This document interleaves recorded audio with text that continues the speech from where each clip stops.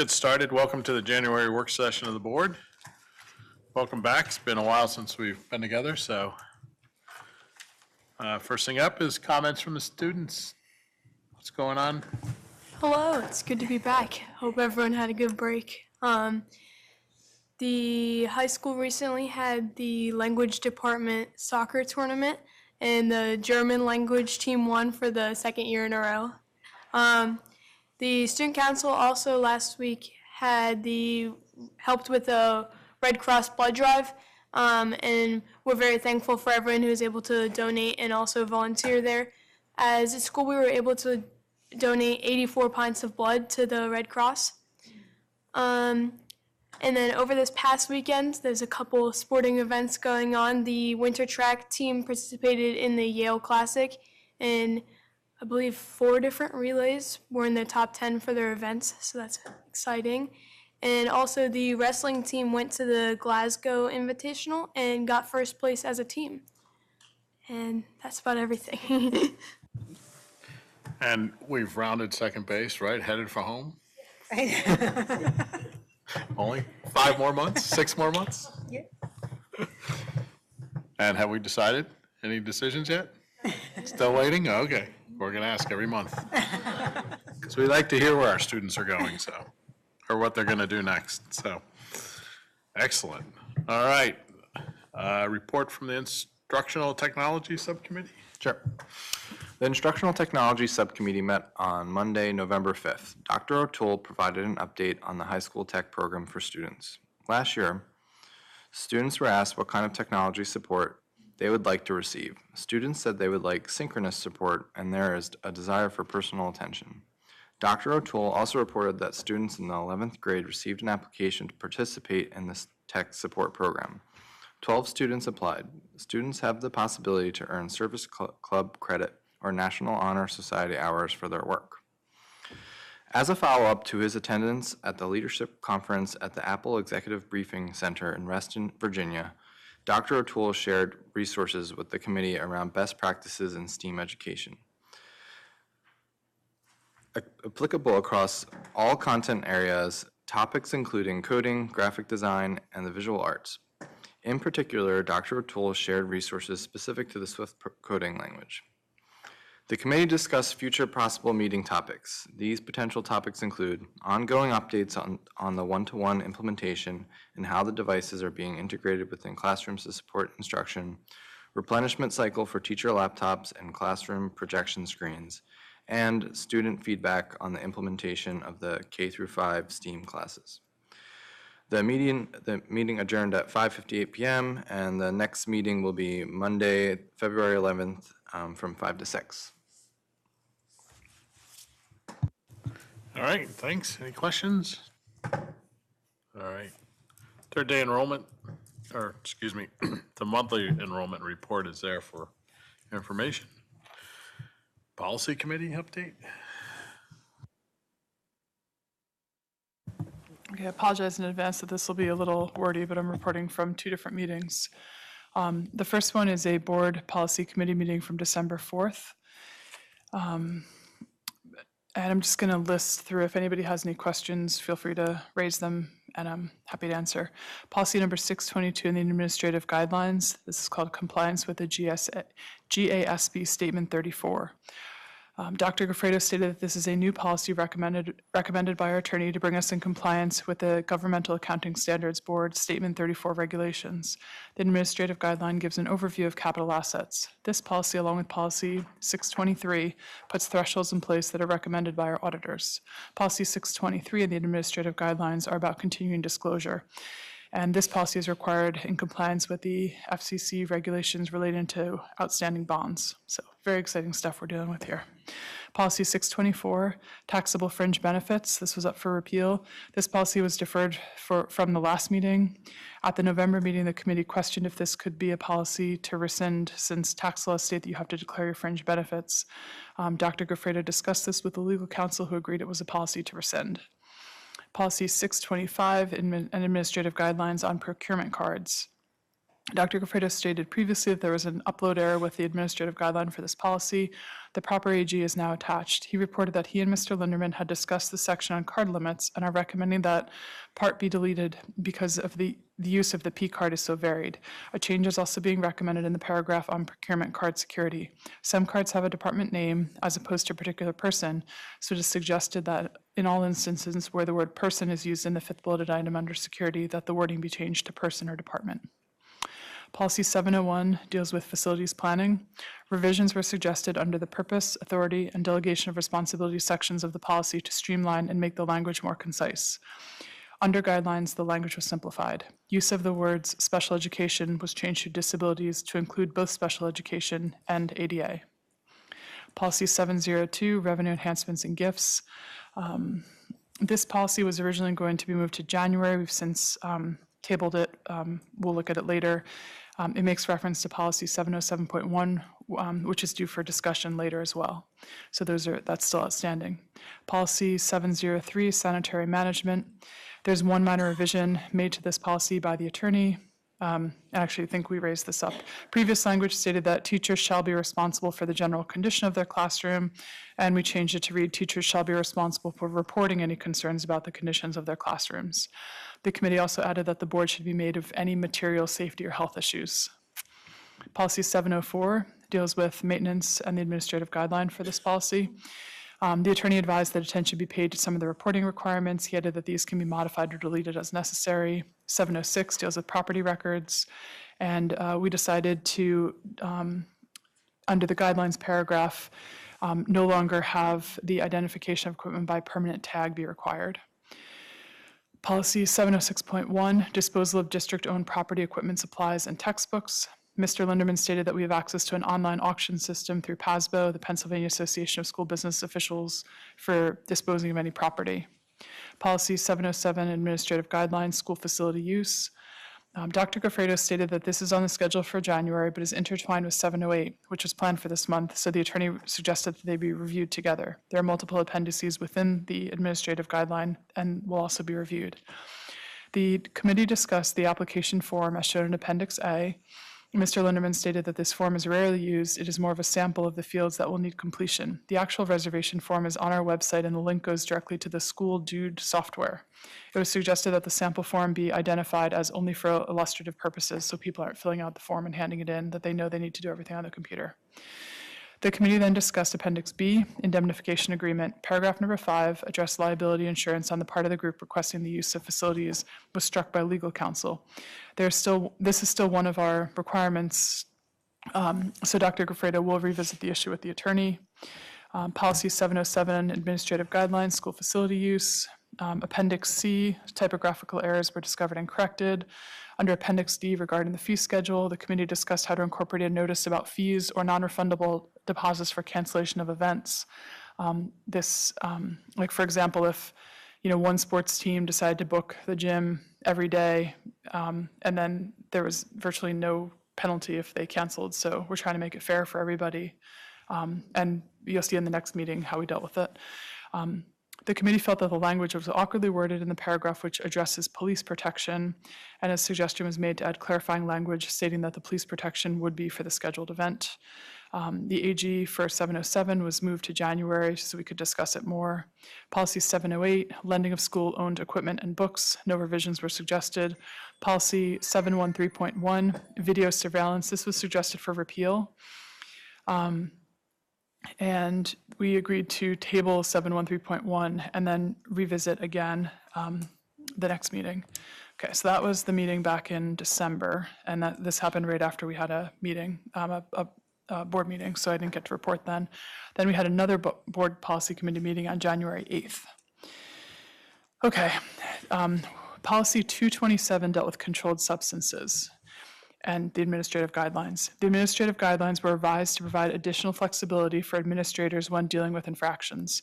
Also, a discrepancy between the discipline policy and the actual administrative guidelines that allow for building principals to make a determination on conditions for reentry needed to be addressed. In addition, the administrative guideline needed to be consistent with the administrative guideline for policies 218, student discipline, and 233, suspension and expulsion. The attorney suggested that the second paragraph under first offense be stricken and additional clarification be included within the first paragraph. We discussed it and added the clarifying text. We had some questions about terminology, and Dr. Gufredo said he would revisit with an attorney. We also had a discussion about assistance programs. So under the student assistance program, we recommended removing the specific title of the high school program, the STAR program, and just referring to them as student assistant programs, just so parents wouldn't be confused. Policy 707, this was the school facilities use policy. Changes were made to this policy to address the cancellation of events. Applications for facility use will not be accepted earlier than 9 months of the date of the event. Under Class C in the guidelines section, the word primary will be removed from the second bulleted item. Once changes are made to the policy, once they're approved, the changes will be replicated in all of the related appendices. The use of facilities link on the Buildings and Ground webpage has been updated and now directs that all requests must be submitted online. Policy 802 dealt with school organization. A few minor revisions were made. No other changes were suggested by the committee. 803 reviewed and accepted as written. This was on the school calendar. Policy 804 school day. Policy was reviewed and accepted. A suggestion was made that each school building website contain the hours of the school day. Policy 806 child abuse and the administrative guidelines. The guidelines contained in the policy were broken out into the administrative guidelines. Some updating has been done to comply with changes in the law. Policy 807, open air exercises and flag displays. Language was added to the policy to clarify students' individual rights concerning open air exercises and flag salutes. Policy 808 deals with food service and the administrative guidelines. Language is added to the policy relating to accommodating students who have special dietary needs and speak about the procurement of goods and services for the food service department. Policy 808, administrative guidelines. Guidelines were removed from the policy and broken out into the newly created administrative guidelines. Policy 705, this is safety and smoking, although just note that we have a separate tobacco policy, so it's kind of weird that that's in with this. But policy 709, building security, policy 713.1, video surveillance, and policy 805, emergency preparedness. So these 4 policies were recommended for repeal, and the advice from the attorney was combined into a new policy, policy 832, district-wide safety programs and administrative guidelines. The video surveillance addressed in this policy is within regard to surveillance in the district buildings and on the property. A separate policy, policy 810.4, addresses video surveillance on buses. And let's see, policy 832, which is the district-wide safety policy and administrative guidelines. The administrative guidelines identifies a school safety and security coordinator to be the assistant superintendent as appointed by the superintendent. And in the paragraph addressing building access, the text security software will replace specific references to the Raptor software. Right now we use Raptor, and we just wanted to make it generic, just like, instead of calling something Kleenex, you call it tissues, just because we might change our software. So not that we're looking to get rid of Raptor right now, but that's why that was done. The paragraph regarding notification procedures and systems identifies the district Facebook page as a means of notification. Additional text and other media, social media sites will be added to that item as suggested by the committee.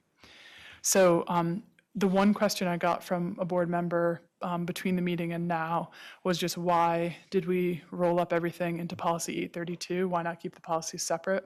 My understanding, and Dr. Gufredo, please feel free to jump in on this, was that we wanted something where anything related to safety would be able to easily be found and referenced. And since a lot of the policies are interrelated, to make sure that when we look at them, we're looking at them holistically so that we know if we're impacting one, how the others will be impacted. So it's a lot to think about, these things.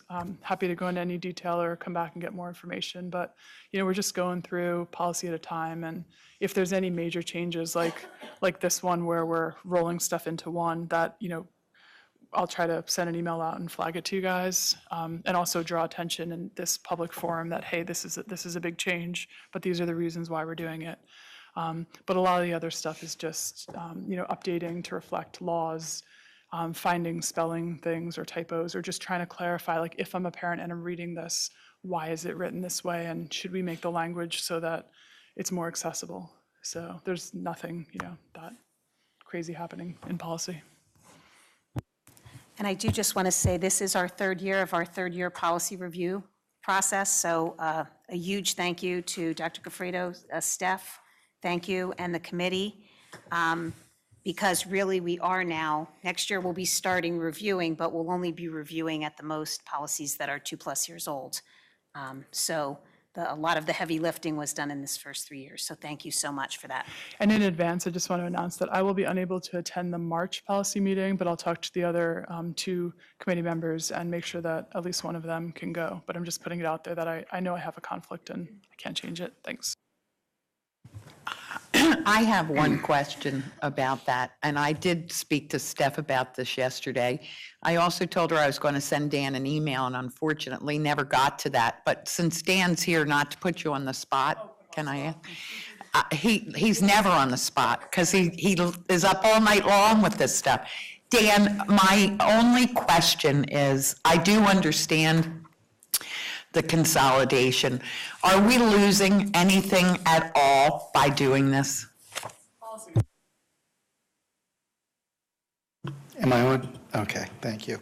The consolidation makes very good sense. We had 4 policies that were cross-referenced and checked. No, we made sure that everything in those 4 policies that are up for repeal before you this evening, all those contents were embedded into one comprehensive safety policy, which was thoroughly vetted here by the administration. So we feel very comfortable moving forward. We even made some enhancements in those existing policies. As Dr. Speaker Polovinsky said, this was a great time to take the lid off and re-examine what we're doing and why we're doing it. So it was a great opportunity, I think, to simplify some policies, avoid some contradictions that could occur when you have 4 policies governing the same area. And we also did a lot of cross-checking to make sure everything that we were doing before is embedded, and we even added some things to enhance our security measures and better reflect what we're doing now. Thank you, I'm fine. Thank you. As usual, thank you to the policy committee and Dan and staff for doing a great job, because it's very thorough and I'm sure very monotonous. So. It's much more exciting in the actual policy committee. It's hard to distill out without really getting into it. But I would love to rehash this for hours, but I don't think everybody else would. If you're interested, the policy meetings are 7:30 in the morning on the first Tuesday of the month, I believe. Just check the website. Check the website, yes. All right, so there's a whole list of policies for first reading and a whole list of policies for first reading and repeal. So these will be on the agenda again and then voted on later in the year, so. All right, moving on to superintendent's update.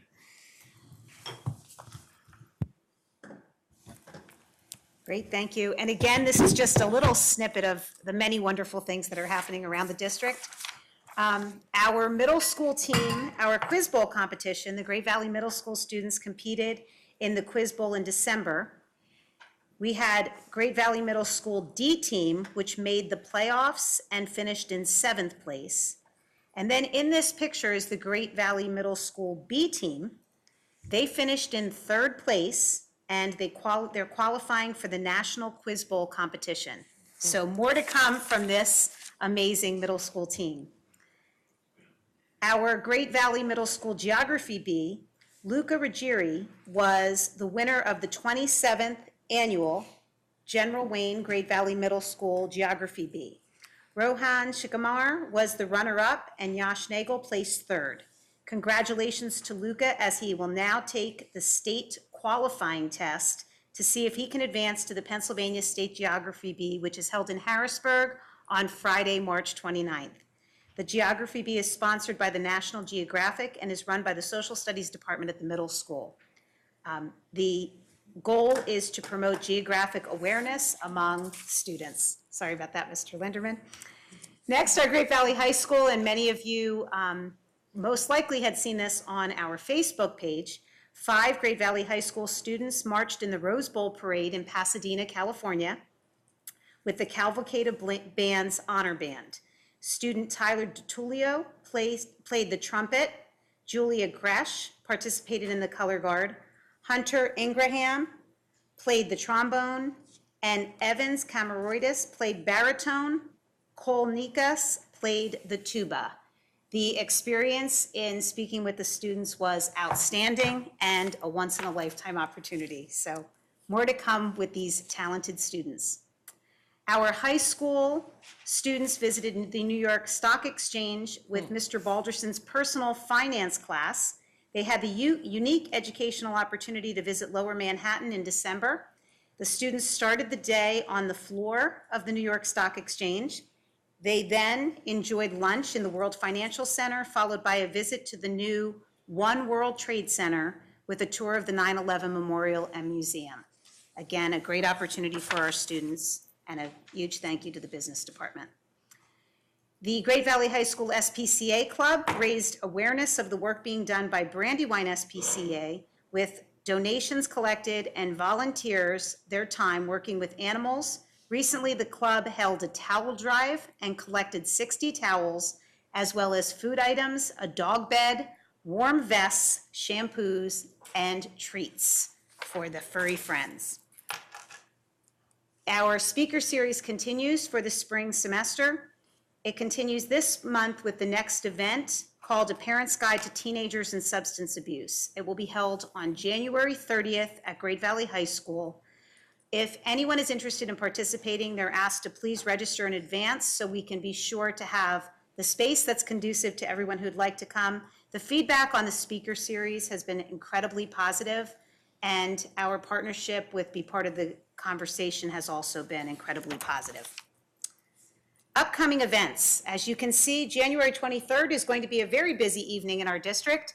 Great General Wayne Science Fair, Katie Markley Bingo Night, Sugartown 4th and 5th grade concert assembly, and the middle school science fair. January 24th, the middle school winter instrumental concert. January 25th, Charlestown Family Science Fun Night.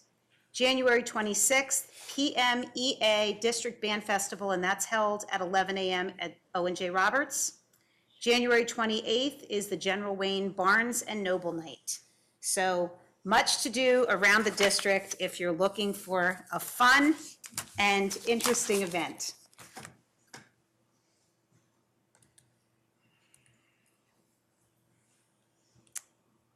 Next up, as we had shared, is the results of the survey that was done on the exploration of full-day kindergarten. The survey was opened until December 22nd, with 3 surveys that were released on December 11th. The 3 surveys were to the community, and those surveys were provided in both English and Spanish. A survey was provided to the staff, and a survey was provided to daycare and kindergarten providers. There were multiple opportunities for people to engage. As you can see, surveys were advertised on all community forums in November and December. 60 flyers were hung throughout the community, and if you remember, as we had shared in the communication plan, the QR codes were also offered on those flyers. So if individuals just wanted to take the survey immediately on their phone, they had the ease of that in the survey. Direct emails went to all families, staff, senior volunteers, and community members. Many community members have signed up to receive our e-newsletters once a month following voting board meetings. So all of those community members who have signed up for those communications were also part of the survey. Information in the survey link was posted on our website, and social media was used to promote the survey as well. On our social media, 2,712 views to the survey link were actually identified when we looked at the analytics of the social media site. The link was included in all building-based communications, and the survey and the link were advertised on GVTV.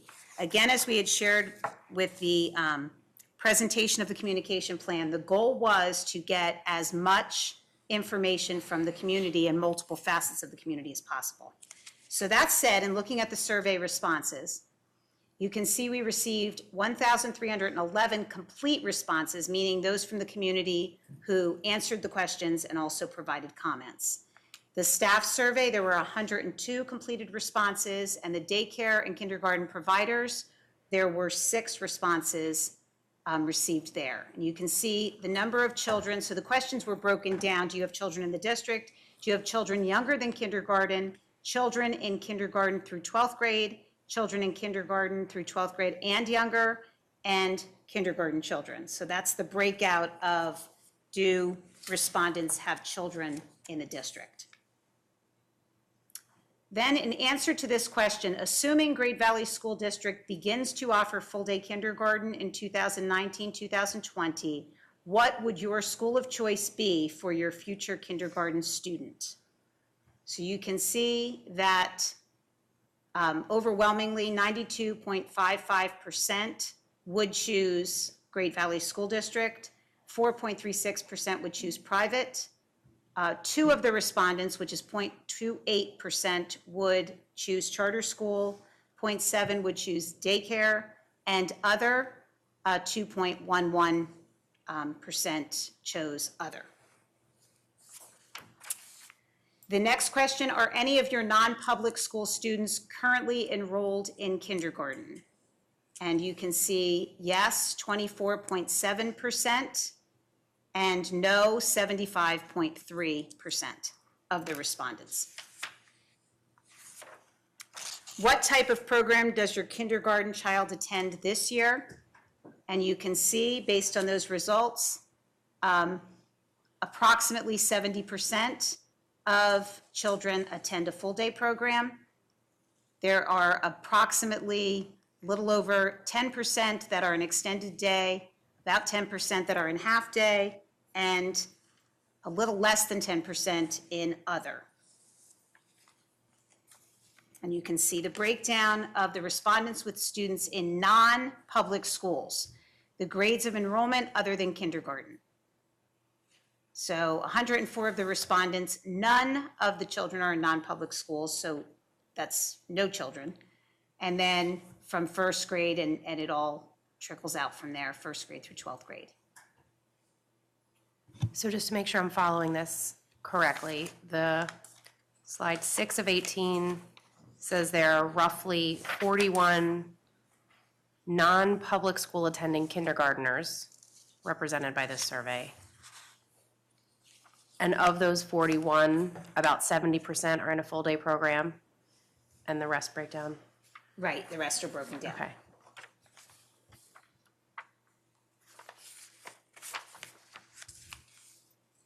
My numbers are a little bit different. Okay. All right. Would any of your children currently enrolled in schools other than Great Valley School District transfer into Great Valley School District if full-day kindergarten were offered next year? And you can see that a little over 50%, 51.5% said yes, about 42.5% said no, and then about 6% said they're not sure. So for those who took the response that don't have children in Great Valley School District, that's asking them the question of would they come back? So, but we don't know why half of them wouldn't, because that's surprising. Right, in the comments, you get to some of that, and all of the comments will be listed. We gave you a sample of some of the comments, and they'll be provided for you to peruse in board docs. You'll see all of them, we just gave a sample of them. Is it just that it's one class of students versus the following year's class? We have on the one slide, there's 41 students that attend a non-public kindergarten, but then we have 86 students that would come to This is, what you're saying is 86 of the respondents. So you're not talking about number of children here, you're talking about respondents saying yes. No, but it's saying, Okay. It's respondents with students. So if the drop down, if you said, do you have students that are attending a non-public school? If you click yes, you get this question. If you click no, you don't get this question because you don't have children your children are in a public school. Weren't there only 41 kids? no. It's 86 respondents, 86 people who have taken. We're not talking about children here. It's would any of your children. So if you have children in a non-public school, that's the only way you would get that question. So this is for the this is about the 80-some kids that do not utilize public Oh, it's kindergarten, 167. It's not only kindergarten, school, it's, overall. it's a non-public school. Well, Okay. And it's not 86. 86 said yes. It's 167 Right, total. respondents. Yes, 71 said no. right. But so if so, like say I had a kid in private school who was in 4th grade and they didn't have a sibling, would they just answer no here? Right, they would answer no because they're gonna keep their child in private school. Because they're not gonna, because they're already in 4th grade. Exactly, and we've talked a little bit about in there are reasons why, there are some parents who choose non-public school for their children, and full-day kindergarten or half-day kindergarten is irrelevant in that Yeah, decision. they're going regardless. Exactly. But if I remember, the board wanted us to make sure we asked parents who don't have children currently in the school. So that was the purpose of that, to Yeah, weed out. it's just tough having the situation where you have a 4th grader and right now you have a child that'll be going to kindergarten sometime in the future. Absolutely, right, So there's probably I wonder how many hit that situation, probably harder, right. even less people. right. And I'm wondering, so some of the children that don't go to our school really don't go to our schools having nothing to do with kindergarten. So I'm actually wondering how pertinent this is, because over 50% of them are telling us that they would come to us. So basically but we don't even know if 51 point some odd percent of them, it's even pertinent because maybe they don't have anybody coming up into kindergarten. So how pertinent really is this info? Well, that's, the slide that follows shows you the grade levels. So, I'm sorry, Chuck, where you break out the grade levels for each of the students, where we got the respondents. So you can see the respondents with, there you go, the grade levels that they're in. So if they're not in 1st through 12th grade, we have 104 students, or 104 respondents, that their children aren't in 1st through 12th grade yet. So they could be going into kindergarten or not, but we don't know. And very honestly, if they're in a private school, when we're talking about the variables for finances, we really want to target our charter school, those that are choosing to go to a charter school in lieu of a public school for full-day kindergarten and then come back to us. And that's really, this year, as we talked about, that number is increasing every year. I'm still a little confused. Yeah. Let me give you this one more time. Am I correct in saying that the other slide addressed 86 children that that 86 slide? respondents, not Okay, 86 respondents, okay. The only pertinent information to me, and this just may be me, is I'd like to know what grade levels those 86 respondents have coming through, because to me, that number's not pertinent unless I have that data. Do you know what I mean? What Does I that would make say sense? is, the way the question is worded, it's saying, if you offer full-day, right now, they're not in public school. Right.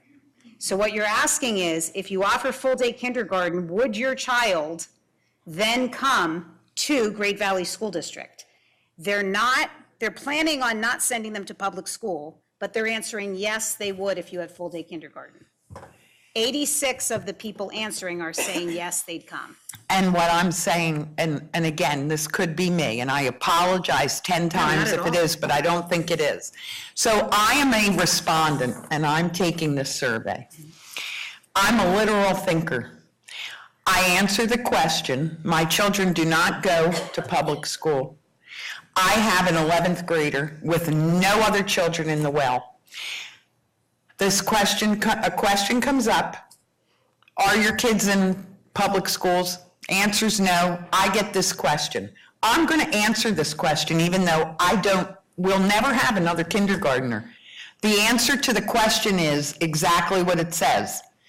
If Great Valley offered, it doesn't say if you had a kindergartner, would you utilize public schools? It's asking a question. I would answer it, even though I had an 11th grader with no hopes of a kindergarten. I would say either yes or no. Right, but if your child's in 11th grade in non-public school, and you were asked the question, Yes. would your child next year, if we offered full-day kindergarten for your 11th grader next year, would your child go to Great Valley next year? Would you transfer your child back to 12th grade in Great Valley if we offered full-day kindergarten? My guess is you'd answer no. But I guess, Because why would you, if you chose to have your child in non-public school up to 11th grade, that's irrelevant if think- there's full-day kindergarten. right, so I guess Talon's point, the question. It doesn't how do say you- that. How do you, well, even if it does, I mean, what relevance What is is this this slide telling question? us? Right. Correct. I don't know Say, what would it this slide's change your telling mind me. where your child, the purpose of this question is to say, you currently don't have a child in public school. If we offered kindergarten, full-day kindergarten, would you change your mind? That's what it's asking. So, And it may be, but that isn't what it says. And I can tell you that unless that's what it says, the answers you get are going to be subjective to the thought process of the reader. And this is the way surveys go and research goes. You can research and you can survey a million different ways to get whatever you want to see. I'm saying the data from this slide is subjective based on the thought process of the reader. So I don't see that that's valuable the way it is, although that information's valuable to me. Like, I would like to know of the respondents, how many of them actually have kindergartners that they would consider coming in to us? We can try to- And would it make a difference? Would it make a difference to them if we had a full-day program? Would those kindergartners come to us? Because we're not talking about our district, we're talking about full-day kindergarten. That's when that data would be, so what might be helpful is the comments that go along with that question. Yes, And maybe those they you would are. have. So we'll continue with that. Thank you. No problem. The next question, we asked to rate their level of agreement with this statement. And the statement is, I support full-day kindergarten in Great Valley. It was a Likert scale, so you can choose anywhere from strongly disagree through strongly agree. And you can see the top is the English version. So there were 1,297 respondents to the English version. They were all respondents. The bottom of that first box includes the Spanish version. There were 14 respondents to the Spanish version. So you can see that's why it's top and bottom. The second box is for the respondents with no children. And the third box is the respondents with children that are younger than school age. So for all respondents, there were approximately 21%, a little over 21%, that said they either strongly disagree or disagree. And there was approximately, when you add it all together, approximately, and I'm just looking at the top lines, a little over, about 70%, a little over 70% who agree or strongly agree, and approximately 8% that were neutral. Then respondents with children, you can see there was approximately 18% that either strongly disagree or disagree, and approximately 70% that agree or strongly agree. Respondents with children younger than school age, which would be your incoming parents of kindergartners, maybe not next year, but in the future, because they have children.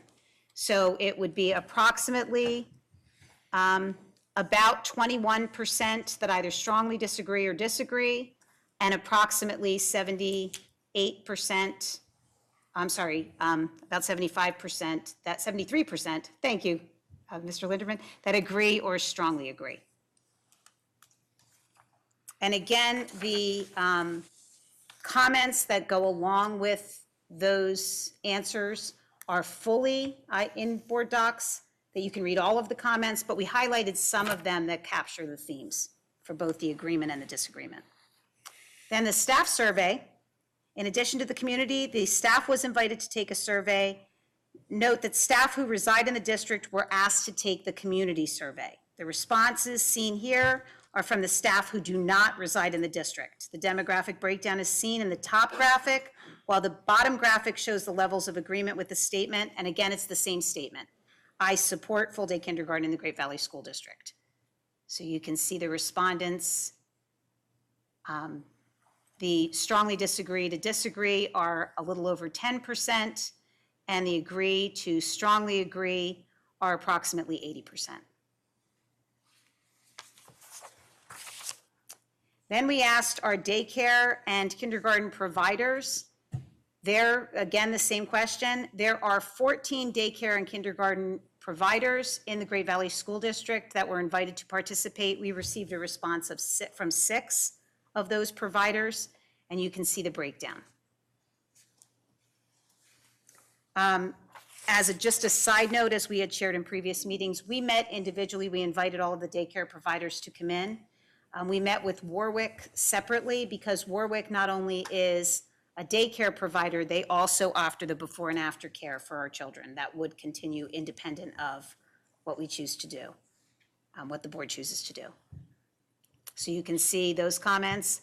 About 1% disagree or strongly disagree, and approximately 80%, actually over 80% agree or strongly agree.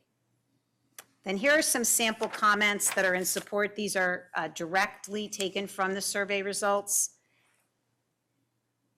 Talking about property values, then talking about the importance for the basis for education, talking about interacting and the social and emotional development for children.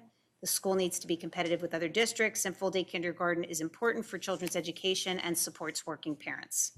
Those are the comments that we're in support of. So what the question asked, if you said agree or disagree, why did you say what you said? And then if you said you disagree or strongly disagree, why did you choose that? Just for clarity for everybody, including some of these comments here, the supporting, surrounding districts, right? So the districts that have full day are Westchester, right? Phoenixville in a pseudo way, right? Coatesville. I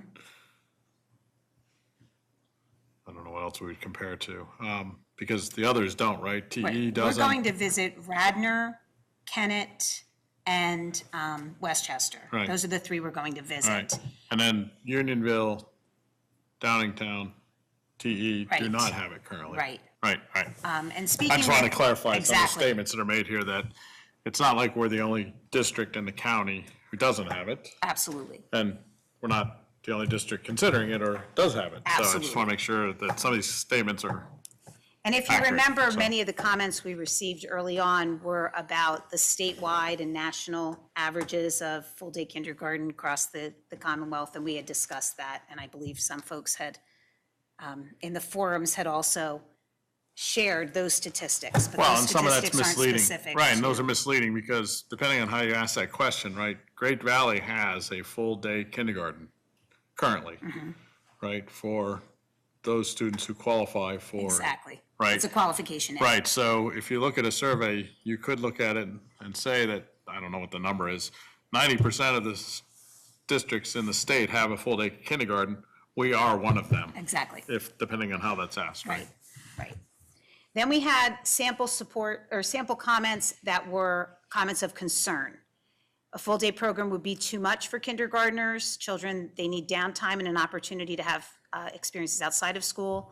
Taxes will increase. No need for full day for kindergarten-age children. The cost and space demands for staff and facilities. Children in today's world need to spend as much time as they are able to with their families, and they need to be children. The world is too stressful, and children are growing up way before they should. And don't feel full-day program benefits children in the long term. Many are not ready for a full day at that age. Again, there were multiple comments. The purpose of these samples were to pull out the themes that were found on both sides by the parents or by the respondents. A look ahead. Oh, I'm sorry. The review of the community forums, 4 school-based forums were held, and 1 panel discussion was taped and aired on GVTV. There were a lot of great, I know some of the board members actually attended some of the forums, and I really felt there was a lot of great conversation, a lot of good questions, and follow-up conversations that not only parents had of us, but with each other, which I always think is a great benefit for parents to talk to each other. The number of registrations, the current Great Valley School District parents, and then the students entering kindergarten in the next 3 years. So of those that were in the community forums, 92.5 will have students entering kindergarten within the next 3 years, and about 7.5% will not. So current Great Valley parents, of those that came to the forums, 115 of those are current parents now. And then you can see the breakdown of the respondents from the forums, from each of the sites. Looking ahead, tonight's presentation was to be on the survey results. On January 22nd, we currently have many of our kindergarten teachers, I know some of them are here. They're currently scheduled to do site visits. They're going to visit other full-day programs. They're talking with other teachers. They're learning as much as they can as well. Very clearly, as we stated earlier, this decision has not been made. The board will make a decision on February 19th. So truly, this is an exploration of the possibility of the implementation. So we are not right now in the process of preparing to have full-day kindergarten. That would be very short-sighted of us. We want to make sure that we're sticking to the communication and the strategy that we laid forth at the beginning of October. So January 22nd, the principals, the elementary principals and teachers will be sharing their experiences that they experienced in other school districts, as well as play-based instruction. On February 11th, an example of what a schedule will look like and the impacts on staffing and the wrap-up summary. February 19th will be the board vote. There were a number of questions that have been asked, and those questions were strategically embedded within the upcoming presentation so that all questions will be answered as they come. But please, if anyone, certainly if any of the board members have any questions, but also if there are any questions in the public, the website is still very available, and we will accept any comments or feedback. The board members have made it very clear at the forums, those that were in attendance, that if there was any desire to reach out and share information, to please feel free to do that, and I'm sure the board members would be happy to receive those comments or suggestions or questions. Again, on the website, there is much information considering full-day kindergarten. All of the school board presentations are available, the letters that were sent out ahead of time, the community forums, what does the research say, and frequently asked questions. So that will continue to be available. And I really encourage folks that if they have something to say or a question to ask, that now is the time to do that, as we are truly in the process of sharing information. Thank you.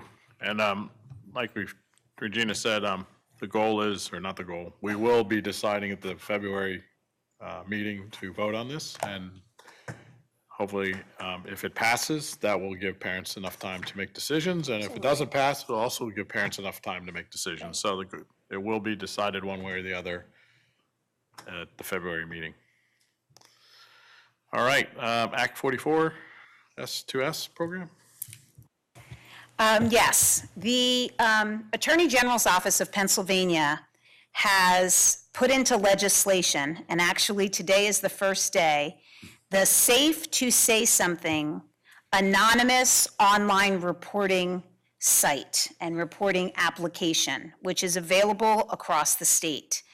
The gist of the application is to allow people an anonymous vehicle to report multiple concerns through a repository which will go through the Attorney General's office in Pennsylvania and then be disseminated to the correct party. The school district is one of multiple possible receivers of that information. The police department, multiple other agencies may be the recipients depending upon the nature of the complaint or the nature of the concern. So Dr. Wexler is the lead for Great Valley School District in our Safe to Say initiative here. And quite frankly, this is a very quick turnaround, and we have been very cautious in making sure that we have the internal system in a position where we are able to receive any kind of concerns that are forwarded to us. So Dr. Wexler will share with you the overview of that, and can you put that up, Mr. Linderman?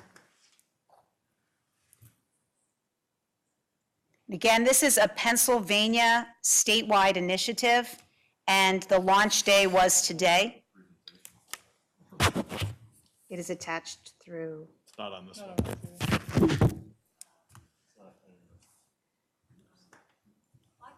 That's great. Wing it. I'll send it to you. Can you receive it, Chuck? Okay. The reasons, as Dr. Speaker Palavinsky mentioned, the reasons for implementing Safe to Say Something You're good. You're good. is sort of multifaceted, but generally it's to help increase our students' awareness of what is reportable in terms of at-risk behavior. They do cite statistics such as 80% of violent acts, and 80% of those students have told someone they're going to do something, or people look back and say, oh, we knew that was coming.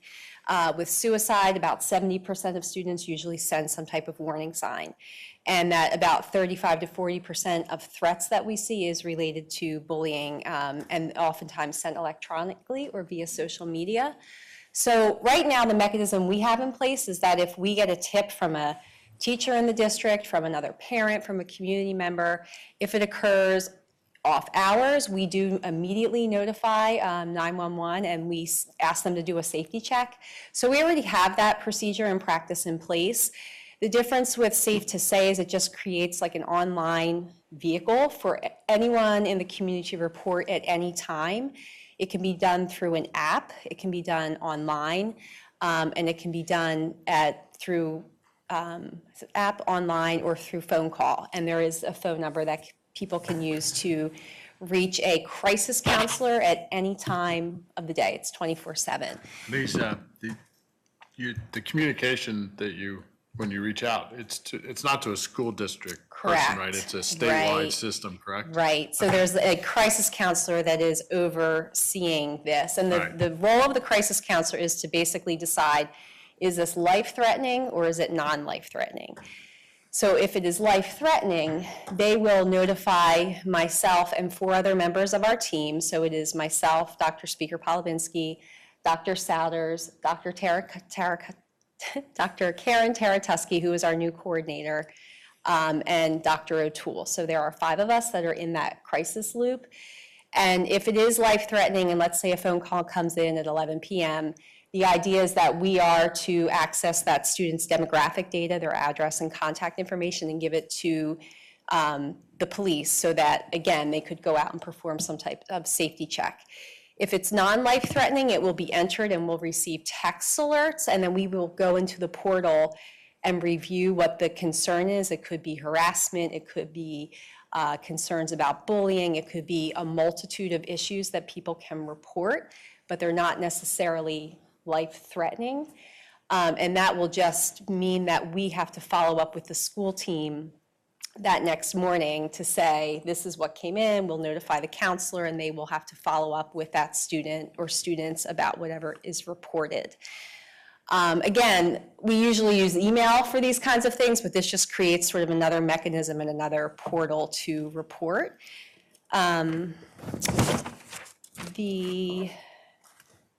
The other component of this is that they will, through Safe to Say, be monitoring all the follow-up that is occurring through the district. So it is sort of a good check and balance for us to make sure that whatever is coming in that is reported, that we are doing our due diligence to follow up with that. Next steps for the district, it does go live tonight. So there were 5 of us that received some online training just this past week, the lead team, myself and the 4 team members that I referenced. Our next steps as a district is to decide how we want to train students and staff. The training for students is not required, but it's recommended. So some districts have already sort of launched that like today. But we are taking, as we mentioned earlier, a little bit of time with it. We did receive just last Thursday night the training materials. So again, trying to get a feel for what does that look like. It could be just a facilitator going into classrooms and talking about the program, or using a video module. So we do have to make a couple decisions about that, and the training would only occur for middle and high school students, although this reporting vehicle can be used K-12 for any student that's attending our schools. And then lastly, I'll be working with Jen Blake to update our website to include all of the information related to this program. They were really good about giving us brochures and pamphlets, et cetera, that is very informational. So we can share there, just in the PowerPoint, there is like a 1-page slide that just talks about how this works, sort of thing. So that is part of the parent brochure that will be online. And then our families and our teachers and anyone in the community can see that and access it. So that's sort of the gist of it at this point. Again, it's coming very quickly. I think there have been some concerns about implementation and how it will really look. They said when it first rolls out to expect about 1 tip per day, and the times in which they come in could vary. So sorry about that PowerPoint. And one of the issues that our colleagues around the Commonwealth are concerned about is not the capacity within the system. Again, as Dr. Wexler shared, we have a system in place that when we receive information, we act on it. We have a system within our infrastructure to support that. The concern is we the repository will be taking tips from all of Pennsylvania, and then the county, and then the local municipalities. And the concern is that the capacity may not be ready for the implementation spike, oftentimes when you first put in, especially an anonymous reporting tool. So we will be sharing information with our parents to make sure that they're aware that this does exist, but to also share the information that we also have internal supports in place. So as this process becomes more smooth, we want to make sure that parents don't only share their concerns here, that they also continue to do what they've done very well, which is reach out to the school staff with any concerns that they might have. We don't want that process that works well for us to stop and people opt for the anonymous reporting tool through the Commonwealth. So as this is, again, being put out, there was much pushback to the Commonwealth asking them to delay the kickoff to make sure that the capacity existed, and they were pretty adamant in our training last week that that was not negotiable, that the legislation clearly said it would go live today and that they are planning on moving forward. So we just want to make sure that we have a safety net for our families and our students if in fact that's needed. So information will be coming out this week to our families and staff about our process, and then we'll work on the training of our students. Could I ask that the board be able to share what goes out specifically to our parents on this program? When you say that, the communications are going to go out, could we, the board, share in that communication also? With this matter, I would really like to make sure that I am seeing what the parents are seeing, because Absolutely. I have a number of parents talking about things and difficulties, and it's hard to be a kid in this day and age. And fortunately, I've always been grateful that Great Valley does have a program, and we take this seriously. It's not just a Great Valley problem, it's a problem everywhere in this country. And I have always been grateful that Great Valley has had in place what we have been able to have in place for our kids. I just want to make sure that when the parents come to me after they get notification, I know the words they're seeing, because I think we as board members can help be that conduit. So if you Thank don't you. mind. Not at all. Thank you. Thank you. Thank you. All right, facilities update. This has changed since you're the only representative, hopefully. It's me. It feels like a long time ago that we were together. Okay, so facilities subcommittee report. Mrs. Armstrong can't be here, Mrs. Juan can't be here, so I will report on the team's behalf. At our last meeting, Great Valley High School senior Seth Hoffritz gave a presentation on his Eagle Scout project. Seth is a member of Troop 78 in Willistown, and he took advantage of some of the outdoor space at the Great Valley Middle School campus and created some outdoor classroom seating for up to 30 people. The classroom includes a 4x8 teaching platform and a 4x8 presentation board. I'm not sure where it is with the construction, but he gave a great presentation. I think the committee was really excited about it, and I can't wait to see. We challenged him. We asked him some good questions about why some of the decisions were The good made. news is he has to finish before he's 18. So Hard deadline. there is a hard deadline.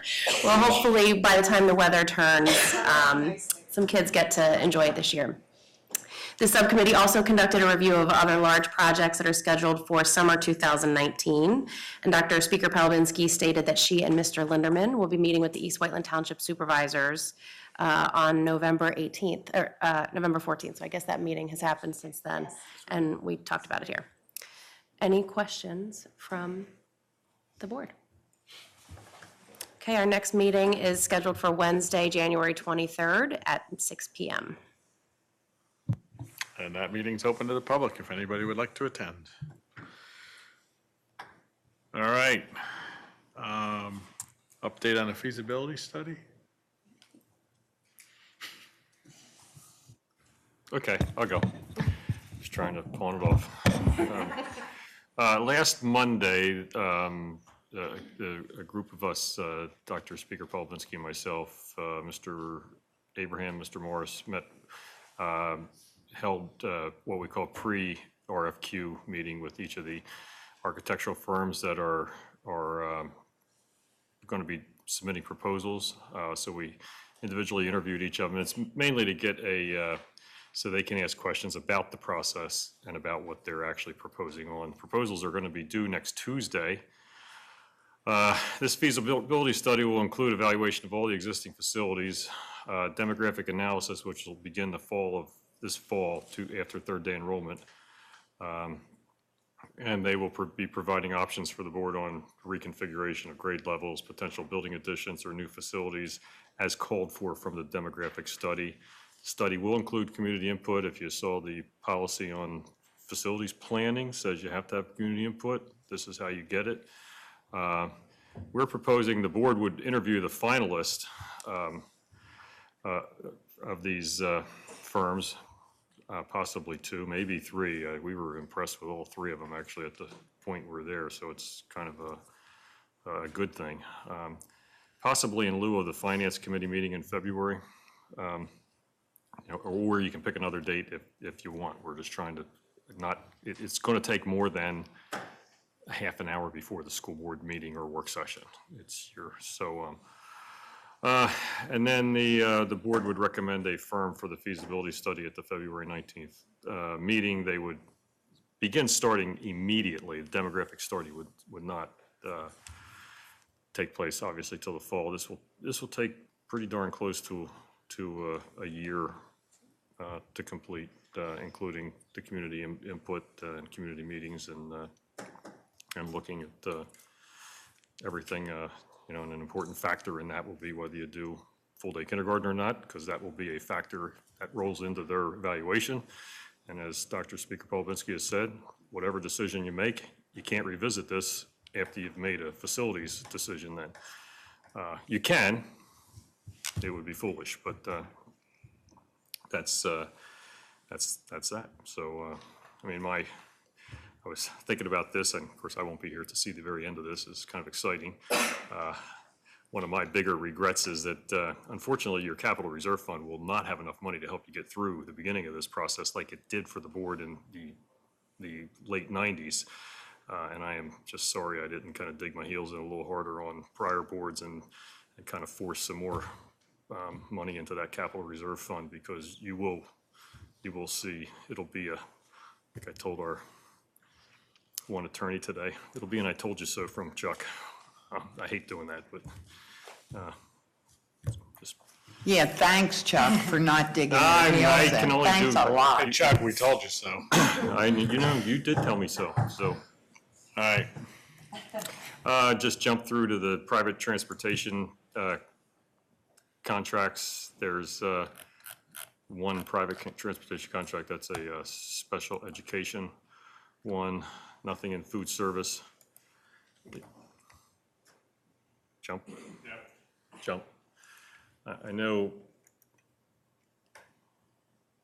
Mr. Abraham's been waiting with bated breath for he wanted to get to bed early, and he said, "Chuck, you have a 142-page PowerPoint for a budget, so sit back, relax."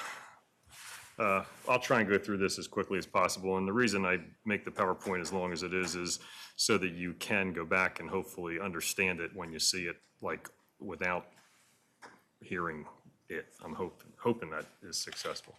First thing we'll do is we're going to go over the audit, and we'll go over the preliminary projection for this year and the first view of the budget projections. Audit review, you have it attached there. We had the audit review with the board on December the 18th. Went over all of the financial statements. They are unmodified. That's the best you can get. Doesn't sound as good as like an A+ in advanced calculus or whatever, but it's an A+. We are unmodified, which means they didn't have to adjust anything.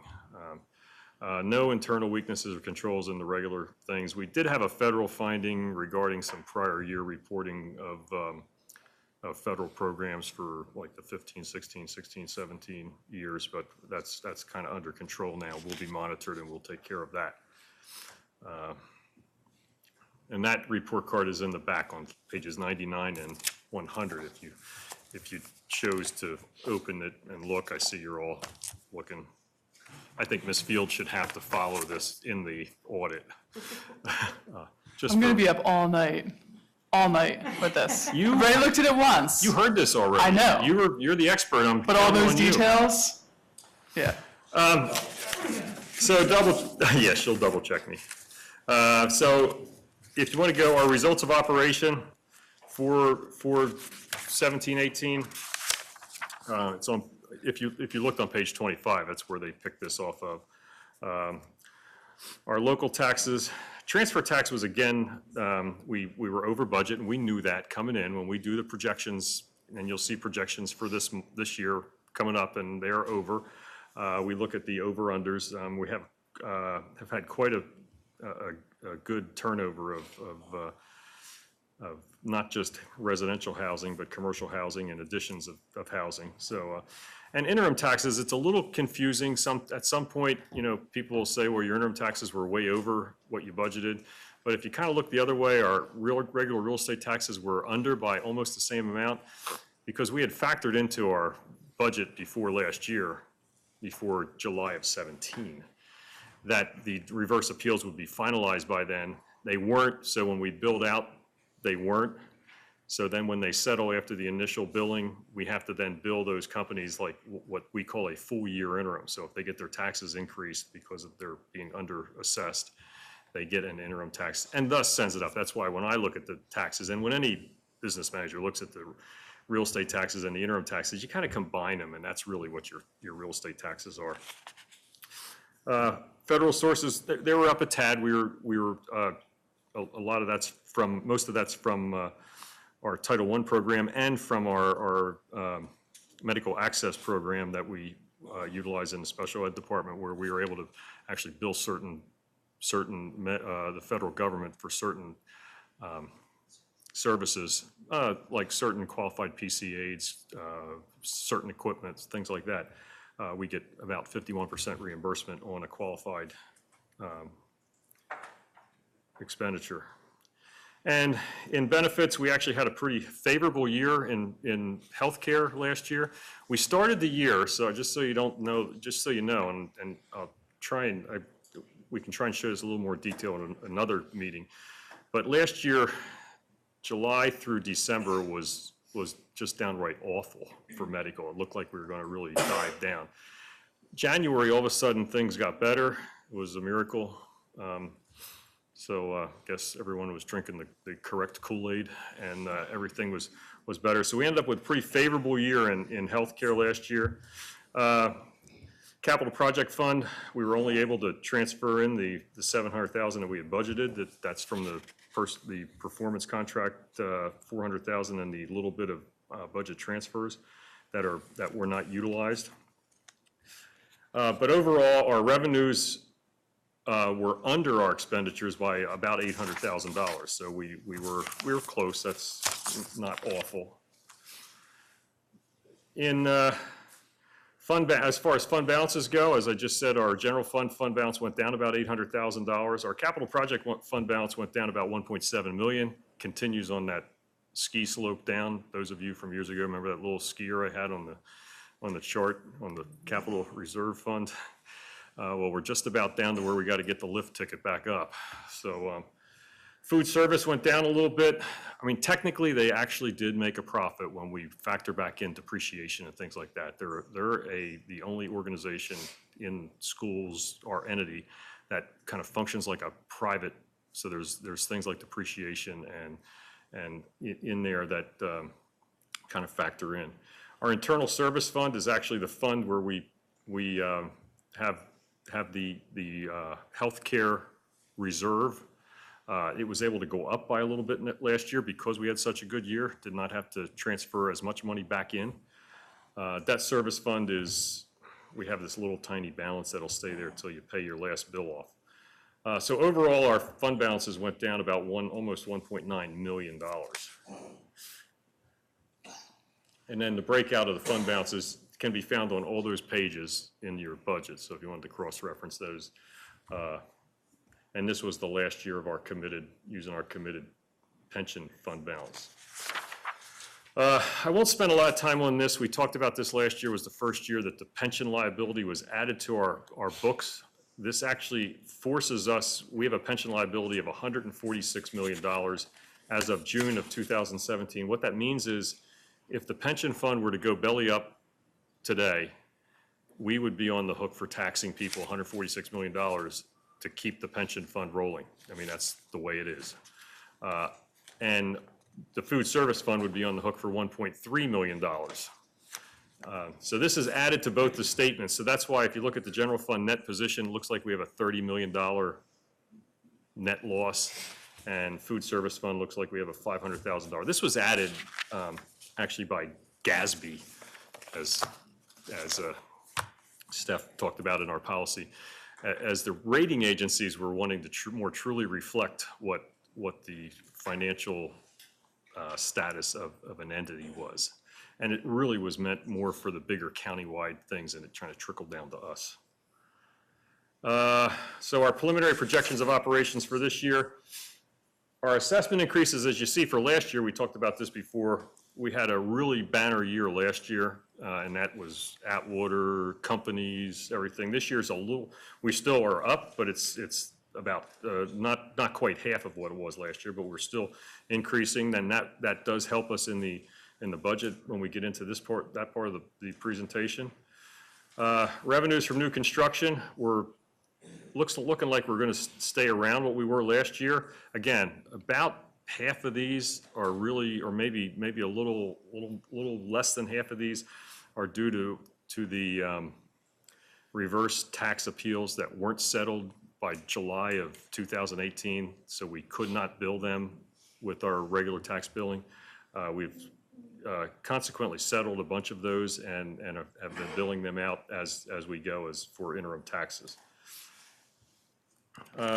Transfer tax, this chart shows we are right up there with about last year's transfer tax. I will say we did get a transfer tax check today that's not factored into there. It was lower than my projection, so that'll come down just a little tiny bit. But you can see from our actual year-to-date, which is 1.7 million already, we've budgeted 2 million. So even with today's, we'll be almost at budget, but we won't be at the 3.3 million. We'll adjust that for the next time. Investment revenue continues to go up, but we keep on the 2006 number just so you can see where we used to be. In 2006-07, we budgeted pretty darn close to $2 million for investment revenue.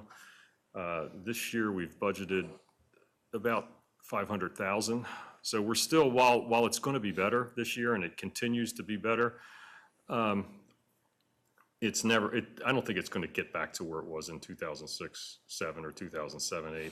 And actually, the closer it gets back to that level, the less you'll see housing sales will go down because interest rates will be higher. And so really, in this, while it's great to show the $2 million we had in 2006-07, it's also great to show the $3 million we got in transfer tax, as opposed to getting $1 million in this and maybe only $1.5 million in transfer tax. Is that also back when we had the, I want to say derivative, but that's not the right word. Swap. The swaps. So was the swaps part of the 2 million also? No, we pulled the swaps out of All right. those. Just wondering.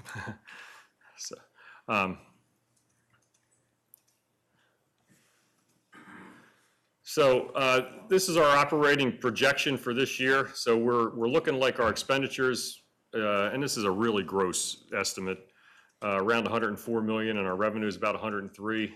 So we should be a little better than budget in both places for this coming year, but and that revenue budget should be 102 million, not 100 million in 2000. So that's my mistake. So anyway, there's some areas to watch. Charter schools, again, a problem. I mean, we told you that problem. The problem we kind of identified a little bit last year, kind of exacerbated some more this year, is the kindergarten problem with charter schools. I mean, we went from 50-some charter school kids last year to 70-some this year, and they were all kindergartners that were added. And that is a factor that looks like it's going to continue in the future, as when we question the people that are doing that, now the word is out that you ought to just send your kid to charter school, we'll pay for it.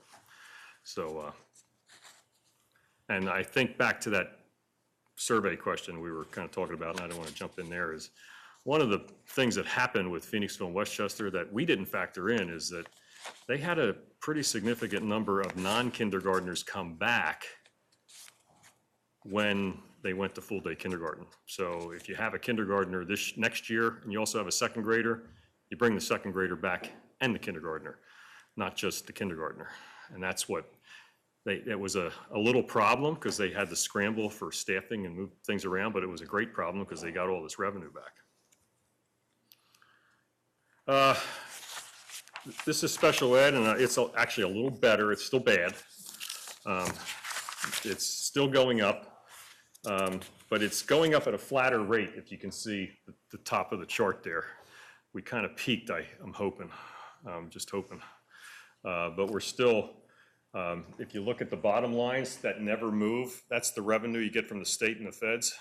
And the blue is the money you spend.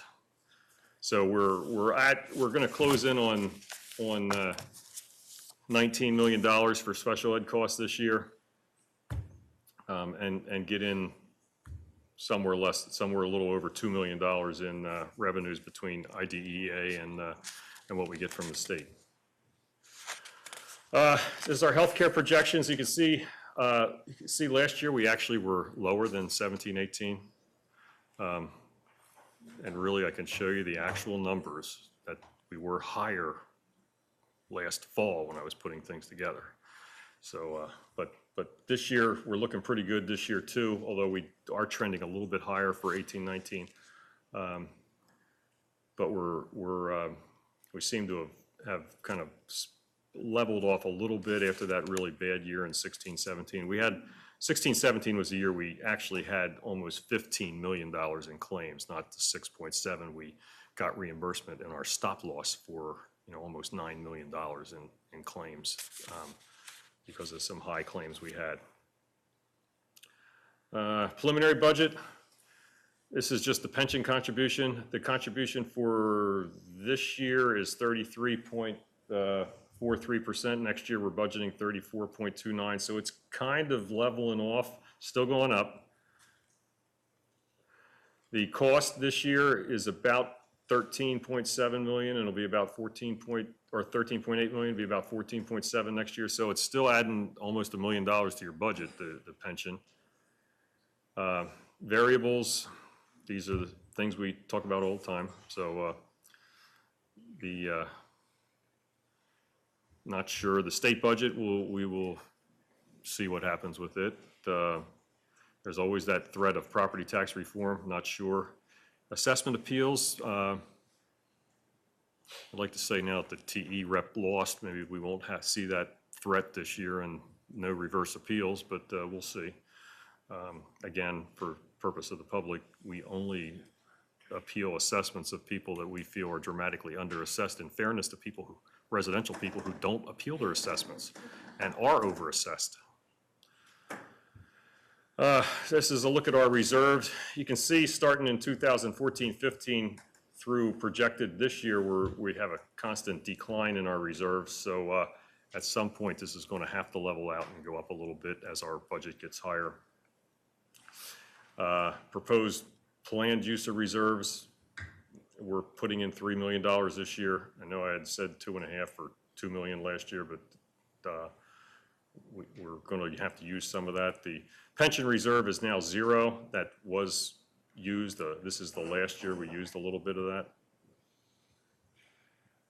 This is our debt, and we talk about our debt amortization schedule. We paid off the debt. This year is the first year.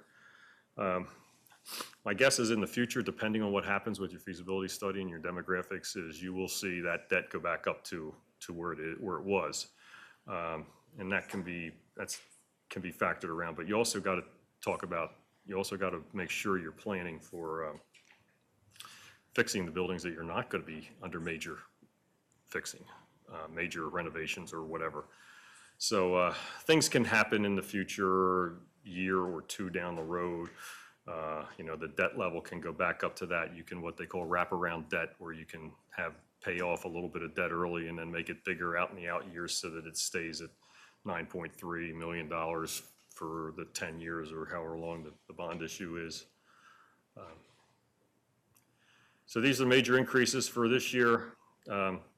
Benefits, primarily, biggest part of that increase is pension. Salaries are up for the teacher's contract. Special ed costs are up. This is not even near what it was last year. So substitute teachers, we've seen an increase in our substitute teacher cost a little bit, but this is also to plug in for an increase to our sub rate. Unfortunately, we're having some issues with our subs, and part of the reason is because everybody around us has now got up to our rate. So it used to be the best place to sub was here, and then we had the best sub fill, and now tuition to other schools is significantly up, and that includes charter schools. Technology is up, and the capital project transfer we've tried to squeeze up a little bit. Staffing is primarily most of the budget. It's about 74 million. Debt, it's about 5.2. Other schools is over $9 million now, and it's the IU, it's the tech schools, it's the charter schools, it's the approved private schools. So there's a number of schools in there. And the charter schools, it's not only the regular ed students that are costing us just around $15,000 a student. A special ed student is $40,000, just under $40,000. And that just has they only have to have one service.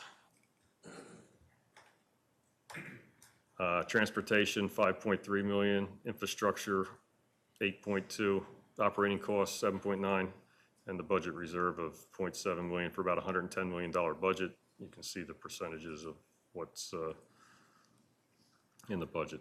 So funding,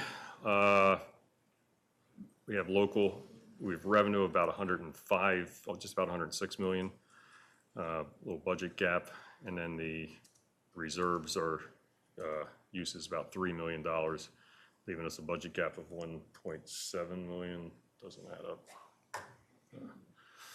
Our enrollment, and again, this enrollment is based on 2 years of our spike. If we have a spike next year, it'll be 3. That enrollment will go up higher. Not significantly, it's rolling in there, but it's going to continue to go up at a little bit higher rate. And then the 4th year will be the final year. That'd be 2 years from now. That will be the final kind of rolling year of the spike. Now, I will say that when we talked to, Regina and I met with the developer that's looking at building the development on the Knickerbocker landfill. That's going to be about a third or 40% the size of Atwater. No apartments, just all the big houses. So looks like that would be an impact there. Let me guess, the projection is 2 children entering the school district. What's that? Let me guess, the projection is 2 children entering the school district. Total. Just based on past predictions from builders. Yeah, I think their demographer might project 3 kids, and they won't be in elementary schools. So just, I mean, and just so you know, and I know at the development we all talk about over there, we have 2 buses go there for elementary now. We're just shy of adding a 3rd.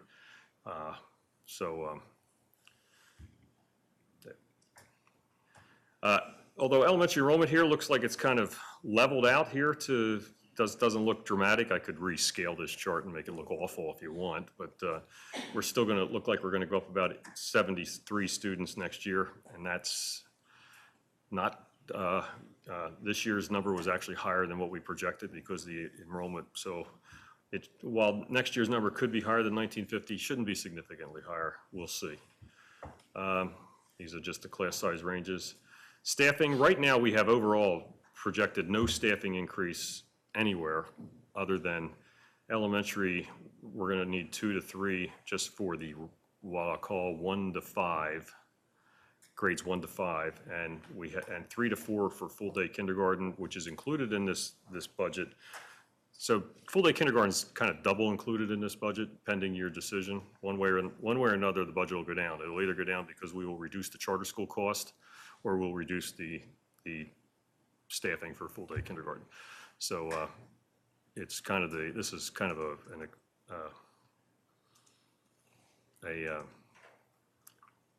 little bit inflated budget. It's very worst case scenario. The Act 1 index is 2.3% this year. It was 2.4 next year or last year. There are exceptions that you could apply for, special education and retirement. We are not, right now the budget doesn't look like it needs it, and we would not recommend going for exceptions. We're actually a little bit less than the Act 1 index based on our estimates now. So when you take one or the other out, it's going to be even less than that.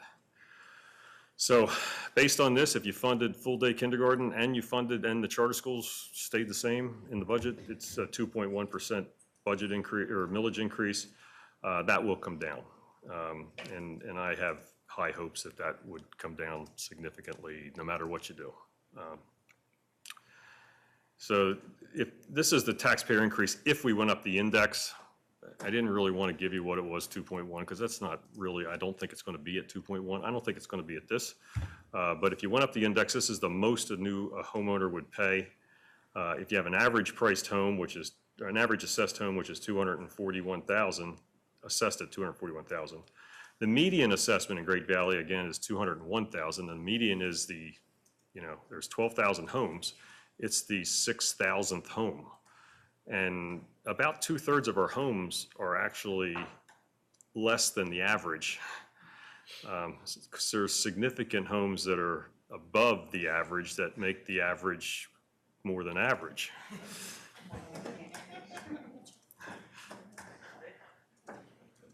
It's my favorite charts, since the Act 1 index, what we've done between the Act 1 index is this column. It's averaged about 2.55%.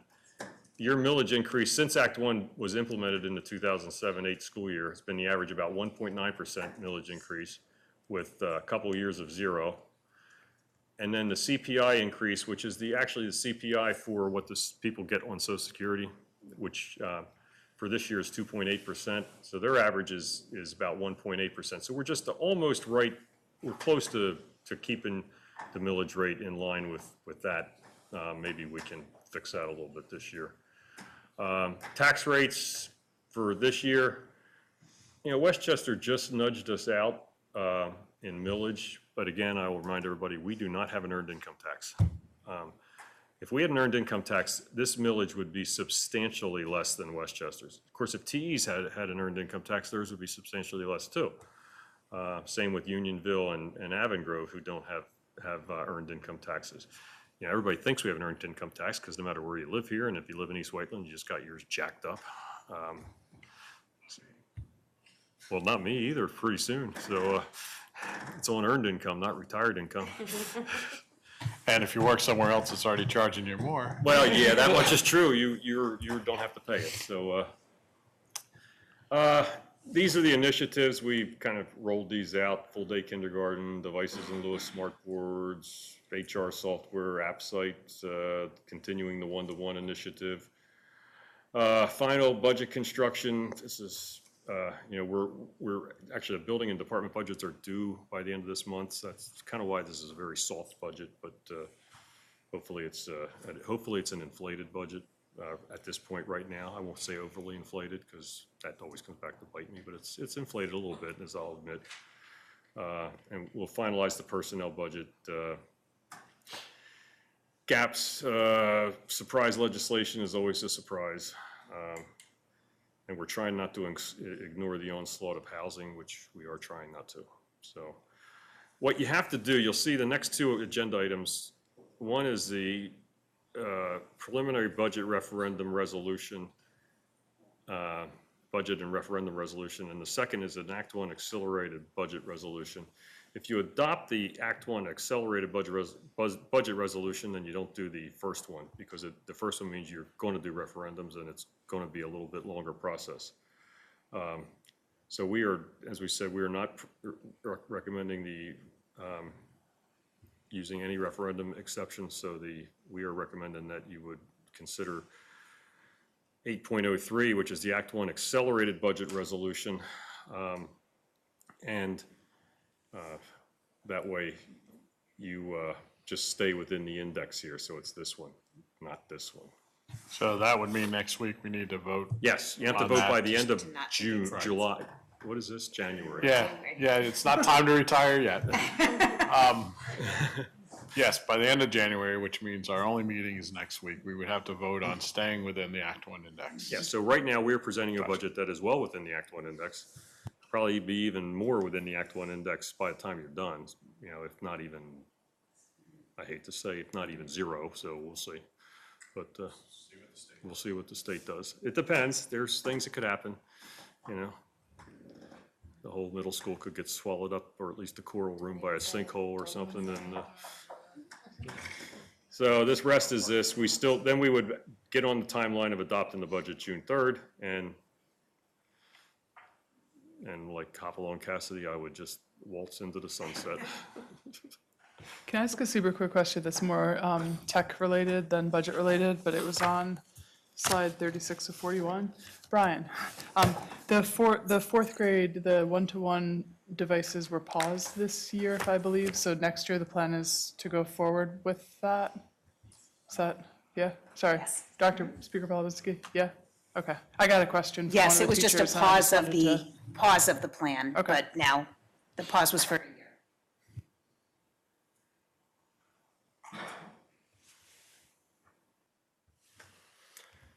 Okay.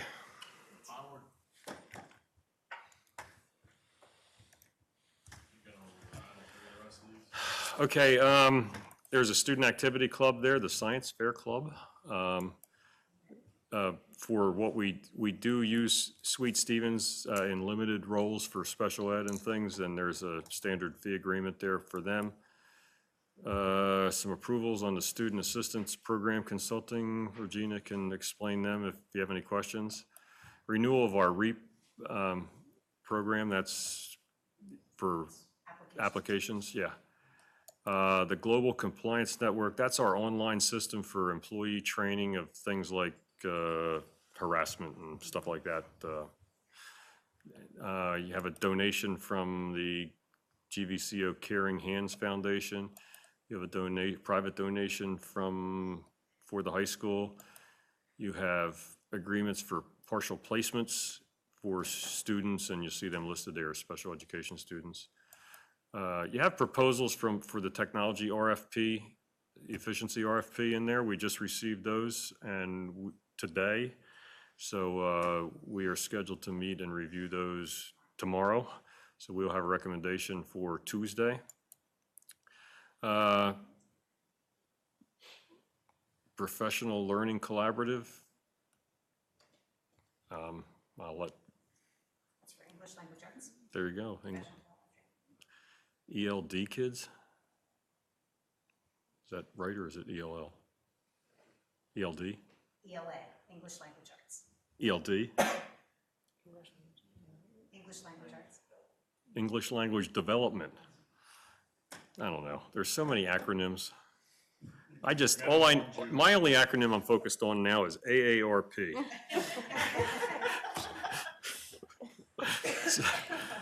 And then this is our roofing consultant contract extension that we use. It is different than the feasibility study, and I have some questions on that, but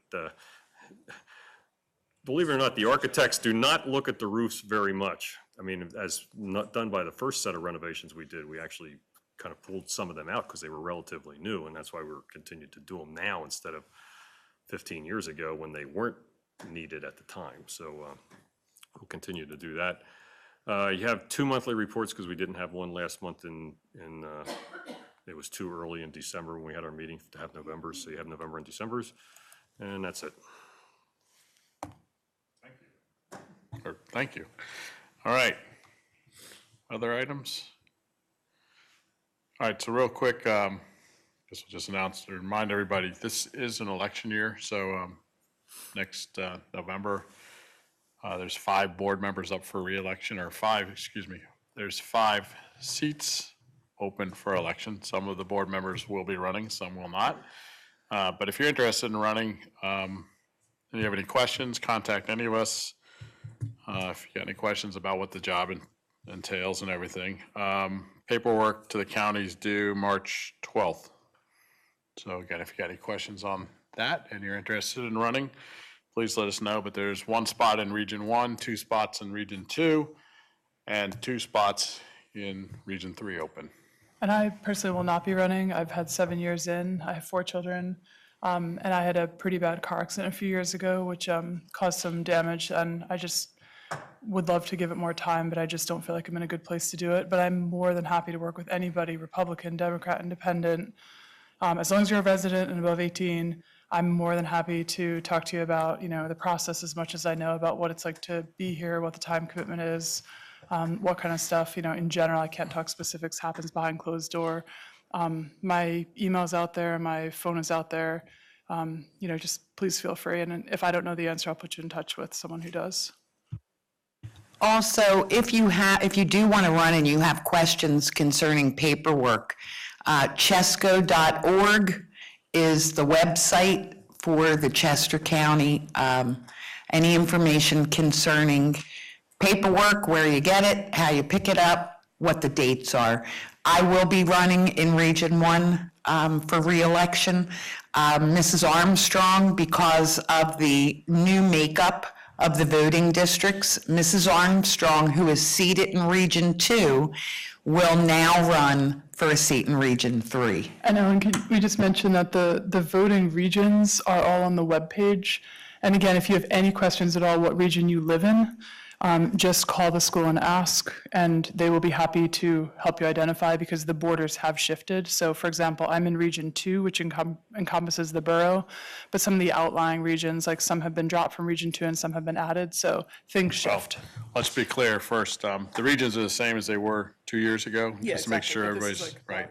Yeah, just some of our seats moved because of when our re-elections were up. My seat moved last time, for instance. Jen Armstrong's seats moves this time, for instance. So depending on where you lived and where you fell. The phasing, right, exactly, so. But the regions are still the same as they were 2 years ago, so. All right, at this point, I'll open up the podium for any public comment. If you have a comment, please come, state your name and residency. And if you could limit your comment to 3 minutes or less so that any other public member can comment. Thank you.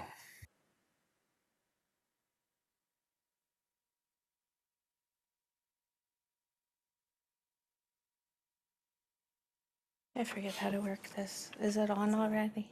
Okay, hello.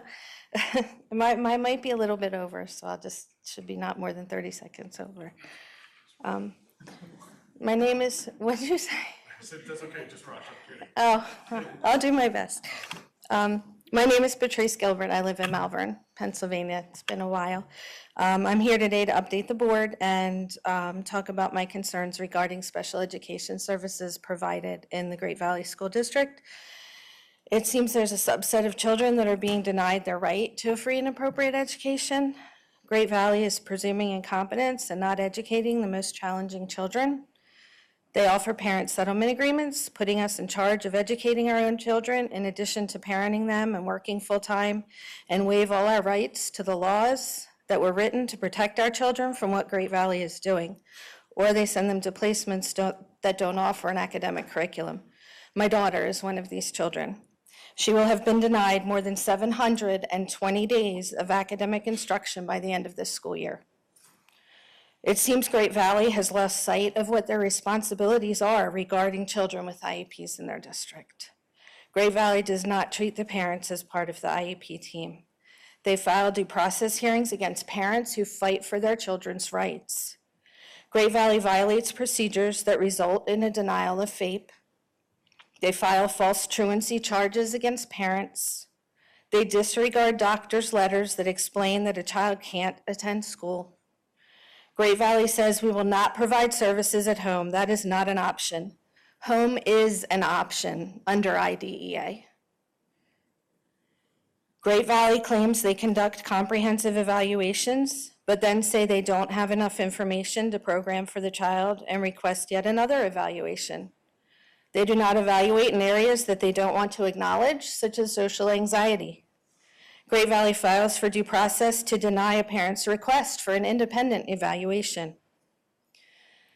They don't consider the trickle-down effect of their actions when they deny FAPE to a student. They defame parents' characters and that of a child's doctor and anyone who tries to help the child. Great Valley abuses and misuses the system to meet their own ends to deny education to these children. At the truancy hearing, the district could not even list the dates and days that my child was allegedly truant, and to this day, I don't know the answer to that. And when asked why my child wasn't in school, the response was, we offered a settlement agreement, but mom refused. I thought she was truant. This is a corrupt system. But even so, I will not stand by and watch Great Valley get away with this just because they can.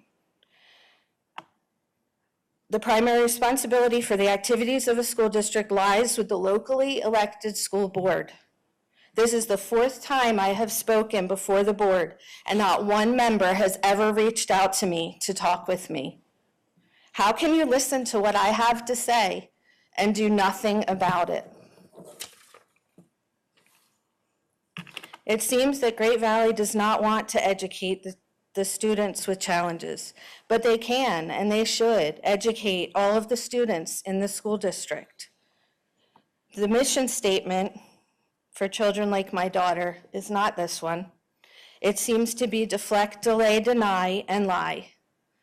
Deflect blame to the parents, delay education by violating procedures and fighting in due process with parents, and deny an offer of a free and appropriate education to children. Great Valley distorts facts, bullies parents, and defames characters, all to deflect from the fact that they are not doing their job. It seems, I don't know where I am now.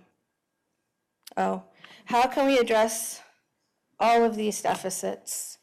I really look forward to hearing from school board members who want to reach out to me so that we can have a conversation about what's happening here, because I know my child is not the only one. Thank you. Thank And I you. know there are new board members, so I brought copies of my statements. Yeah, no problem. To bring them up to date Yeah, you can on give all them the to me other and I'll make times sure I was everybody gets here. one. Yeah. I only brought 3, I thought there were 3. We can make copies. No, we can make sure everybody gets a copy. Oh, okay. Yeah. Thank you. Thank you. so much. Thanks.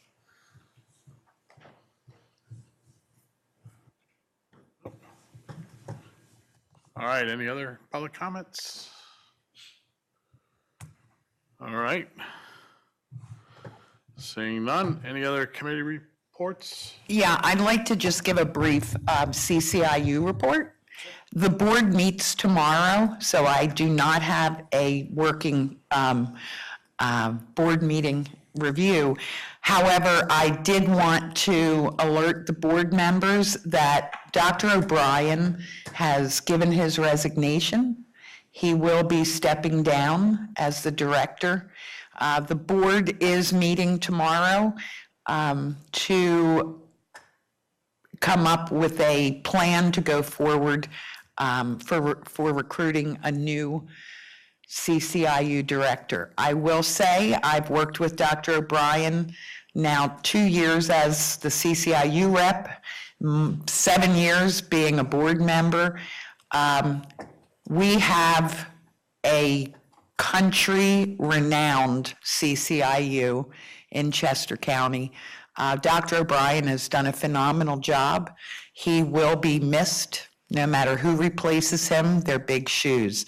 But the board will start that process tomorrow.